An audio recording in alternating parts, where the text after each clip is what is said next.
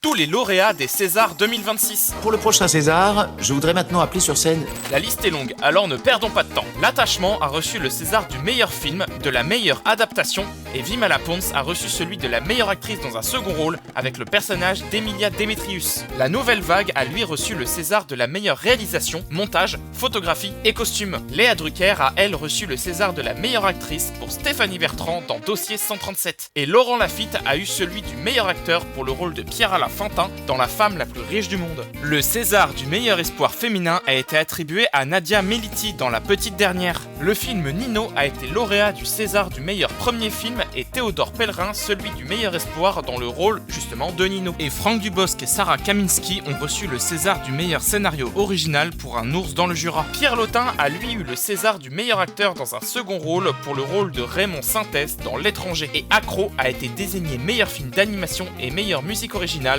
alors que Le Chant des forêts a eu le César du meilleur son et du meilleur film documentaire. Ensuite, L'Inconnu de la Grande Arche a été lauréat du César des meilleurs décors et des meilleurs effets visuels. Pour finir, le meilleur film étranger a été attribué à Une bataille après l'autre, le court-métrage de fiction à Mort d'un acteur, le court-métrage documentaire Au bain des dames et le court-métrage d'animation à La fille de l'eau. Et enfin, le plus attendu, Jim Carrey a reçu un César d'honneur pour toute sa carrière. Et voilà, vous connaissez désormais tous les lauréats des Césars 2026. Et toi, lequel de ces films tu as préféré? Si tu as aimé cette vidéo, like et abonne-toi et n'hésite pas à me proposer des sujets en commentaire.